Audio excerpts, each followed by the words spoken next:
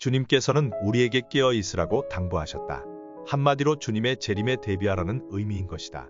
우리가 주님이 다시 오시는 데 대한 준비를 하지 않고서는 들림을 받을 수 없다는 경고이기도 하다. 깨어 있으라 그레고리오라는 의미는 온전하게 깨어 있는 상태로 방심치 않고 조심스럽게 신중하며 세심히 주의를 기울이는 것을 뜻한다.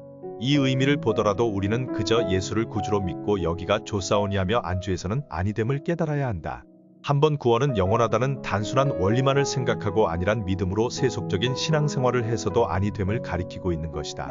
따라서 신앙의 매너리즘에 빠지는 것은 내 자신을 죽이는 결과를 가져오게 하는 것이다. 그러므로 우리는 매일 새롭게 단장되어지는 신앙 안에 있어야 한다. 이것은 하나님의 창조의 원리를 보더라도 알 수 있다. 하나님은 하나님의 영광을 위해 우리를 창조하셨다.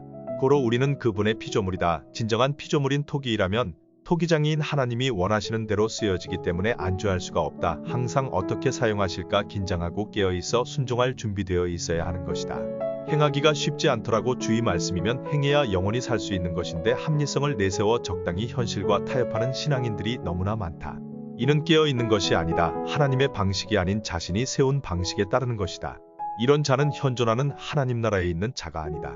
들림과는 상관이 없게 될 수 있는 것이다. 성경에는 주님의 신부가 될 10처녀의 비유가 나온다. 모두 신랑을 기다리지만 등불과 기름을 가진 5처녀만이 결혼잔치에 참석해 된다는 이야기이다. 준비된 자, 깨어있는 자만이 구원을 받게 된다는 의미이다.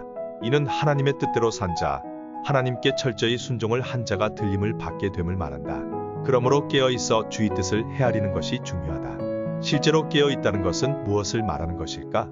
출애굽기 27장 20절의 말씀을 인용하고 싶다. 감나무로 찧어낸 순결한 기름을 4개로 가져오게 하고 끊이지 않고 등불을 켜되 라는 말씀이다. 성스러운 성소 안의 어두움을 깨고 그리스도의 빛으로 밝히는 등불을 설명하고 있다. 여기서 감나무로 찢어낸 순결한 기름은 성령을 상징하지만 말씀과 기도로 깨어진 겸손하고 순수한 신앙을 의미하기도 한다. 이 순수한 신앙은 부단히 세상적인 불순물들을 부딪혀가며 도려내고 잘라내며 걸려내어 성결함과 세상과 구별되는 거룩함을 일궈낸 삶으로 빛되신 그리스도를 비추어 주기 위한 것이다. 이는 하나님께 순종하는 진정한 믿음을 가진 자를 가리킨다. 사랑과 희생을 통하여 하나님의 영광을 드러내는 자이다. 하나님과 동거하는 자인 것이다. 주님께서 깨어 있으라고 하신 의미는 바로 이러한 자가 되어 다시 오실 주님을 맞이할 준비가 되어 있으라는 말씀이다. 우리는 주를 믿고 따르는 자들이다. 그런데 재림에 대한 준비가 되어 있지 않다면 무의미한 것이 아닌가. 우리는 계시록 시대 속에 살고 있다. 환란의 때이다. 팬데믹은 물론 앞으로 닥칠 엄청날지도 모를 환란들을 대처하며 유연하게 이겨나갈 길은 오직 깨어있어 환경을 뛰어넘고 지배하는 믿음 위에 있는 것이다. 성령 충만한 삶인 것이다. 고로 어떠한 환란들이 닥쳐온다고 할지라도 이것은 주님을 만나기 위한 과정일 뿐이므로 요동치 말아야 한다.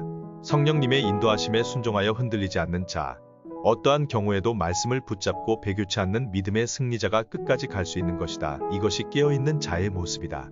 성결과 거룩과 진리 안에서 잠시라도 이탈한다면 하나님의 그 가장 소중한 때를 놓칠 수가 있다. 그러기에 언제나 주 안에 내 안에 주와 주의 말씀이 거하여 하나가 되어져 있어야 한다. 일이 될 때 우리는 깨어있다는 확실한 증거를 갖게 된다. 이는 어떠한 환란들이 온다고 해도 최후의 승리를 할 수 있는 견고한 성이 되는 것이다.